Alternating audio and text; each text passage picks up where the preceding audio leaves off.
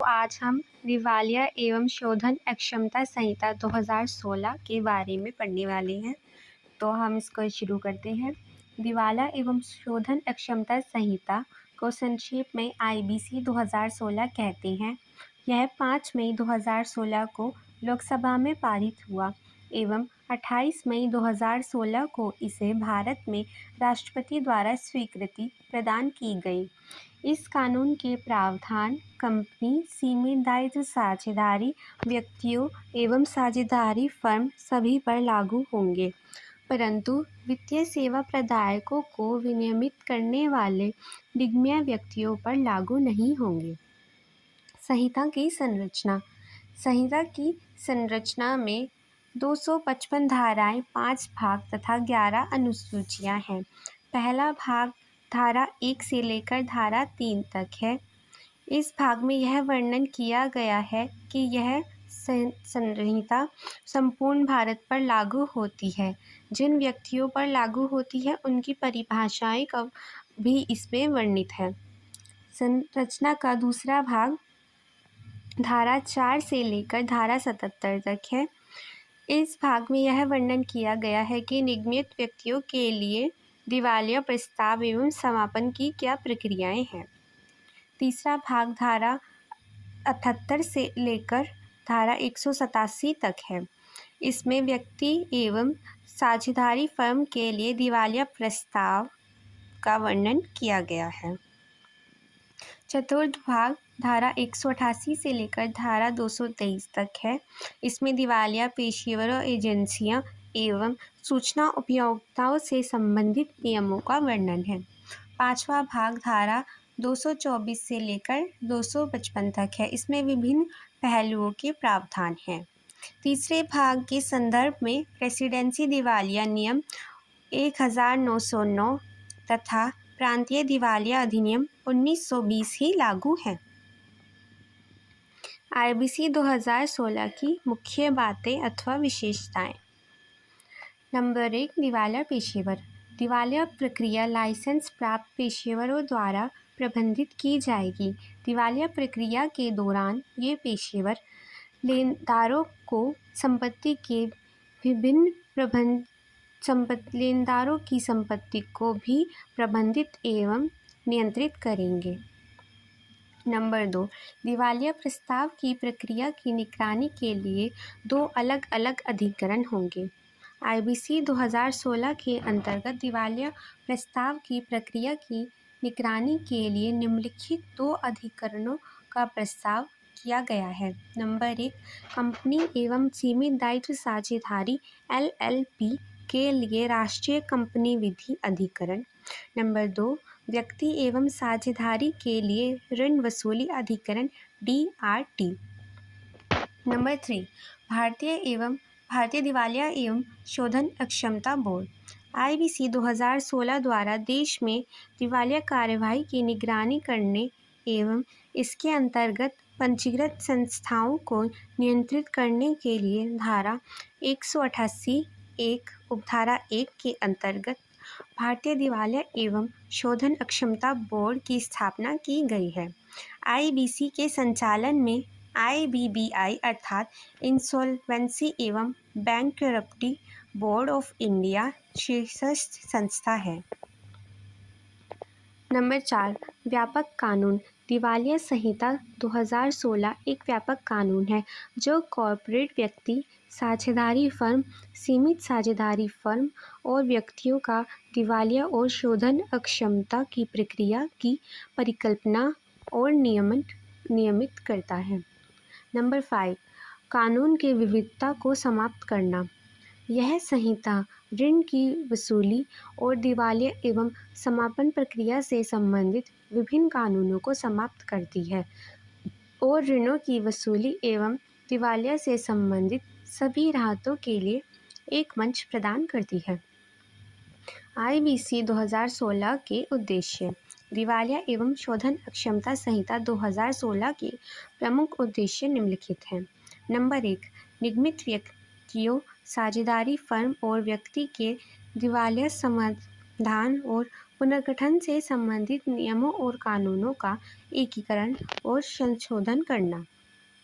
Number 2, समयबद्ध दिवाला समाधान के लिए कानून पालन की समय अवधि निर्धारित करना। इस संहिता के में इस हेतु 180 दिन का समय निर्धारित किया गया है, जो कि अधिकतम 90 दिन तक बढ़ाया जा सकता है। नंबर 3, इच्छुक व्यक्ति की संपत्तियों का मूल्य अधिकतम करना। नंबर 4, उद्यमिता को बढ़ावा देना। नंबर 5, ऋण की उपलब्धि को बढ़ाना। नंबर 6, हितधारकों के हितों में संतुलन बनाना। यह संतुलन सरकारी देयताओं को प्राथमिकता देते हुए बनाया जाएगा। दिवालिया और शोधन अक्षमता संहिता 2016 के नियामक ढांचा।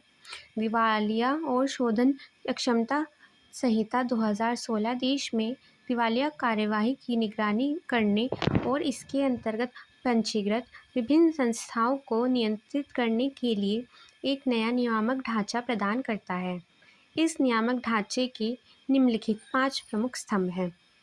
नंबर 1, भारतीय दिवालिया और शोधन अक्षमता बोर्ड। यह संहिता देश में एक नियामक संस्था की स्थापना के लिए प्रावधान करता है, जो कि दिवालिया पेशेवर एजेंसियों और सूचना उपयोगिता के संबंध में विधायी, कार्यकारी और अर्ध-न्यायिक कार्य करेगा। भारतीय दिवालिया और शोधन अक्षमता बोर्ड की स्थापना अक्टूबर 2016 को हुई थी। बोर्ड का मुख्य कार्यालय नई दिल्ली में स्थित है। यह बोर्ड एक निगमित निकाय है जिसके पास अविच्छिन्न उत्तराधिकार तथा एक सार्वभौमुद्रा होती है। यह बोर्ड इस संहिता के प्रावधान के अधीन दोनों प्रकार की चल और अचल संपत्ति को प्राप्त, धारण एवं निपटान कर सकता है। नंबर 2, दिवालिया पेशेवर एजेंसियां। दिवाला और शोधन अक्षमता संहिता 2016 में दिवालिया पेशेवर एजेंसियों की स्थापना का प्रावधान किया गया है। यह एजेंसी दिवालिया पेशेवरों को इसके सदस्यों के रूप में नामित करने और नियंत्रित करने के लिए नियम बनाएगी। दिवालिया पेशेवर एजेंसी के पंजीकरण के सिद्धांत। दिवालिया और शोधन अक्षमता बोर्ड इन एजेंसियों का पंजीकरण करते समय निम्नलिखित बातों को ध्यान में रखेगा। नंबर 1, दिवालिया पेशेवरों के बीच अच्छे पेशेवर और नैतिक आचरण को बढ़ावा देने के लिए, दिवालिया देनदारों और ऐसे अन्य व्यक्तियों के हितों की रक्षा के लिए। इस संहिता के अंतर्गत दिवालिया और दिवालियापन प्रक्रियाओं के प्रभावी समाधान के लिए दिवालिया पेशेवर एजेंसियों के विकास को बढ़ावा देना। नंबर 3, दिवाला पेशेवर। दिवाला प्रक्रिया लाइसेंस प्राप्त पेशेवरों द्वारा प्रबंधित की जाएगी। आईबीसी दिवालिया पेशेवरों को बिचौलियों के रूप में मान्यता प्रदान करता है, जो दिवालियापन प्रक्रिया के कुशल कार्य में महत्वपूर्ण भूमिका निभाएंगे। दिवालिया पेशेवर आईपी की भूमिका में कई प्रकार के कार्य शामिल हैं, जिसमें कानून की प्रक्रिया का पालन करना, साथ ही साथ लेखांकन और वित्त संबंधी कार्य शामिल हैं। नंबर 4, सूचना उपयोगिता।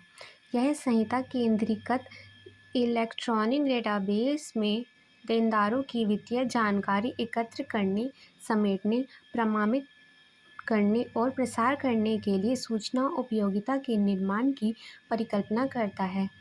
किसी भी व्यक्ति को मुख्य सेवाएं प्रदान करने उद्देश्यों के लिए प्रत्येक सूचना उपयोगिता।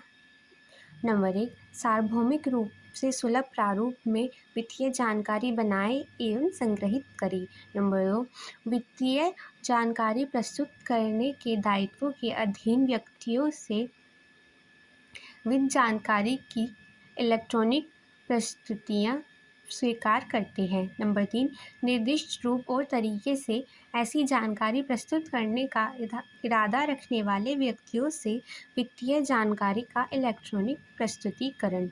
नंबर 4, ऐसे न्यूनतम सेवा गुणवत्ता मानकों को पूरा करते हैं जो नियमों द्वारा निर्दिष्ट किया जा सकता है। नंबर 5, ऐसी सूचनाओं को संग्रहित करने से पहले संबंधित पक्षों द्वारा प्रमाणित विभिन्न व्यक्तियों से जानकारी प्राप्त करें। नंबर 5, न्यायिक प्राधिकरण। आईबीसी व्यक्तियों और कंपनियों के लिए दिवाला प्रस्ताव की प्रक्रिया की निगरानी के लिए 2 अलग-अलग न्यायाधिकरणों के गठन का प्रस्ताव करता है। नंबर 1, कंपनियों और सीमित दायित्व साझेदारी के लिए national company law tribunal (NCLT). व्यक्तियों और साझेदारी फर्म के लिए ऋण वसूली ट्रिब्यूनल DRTC।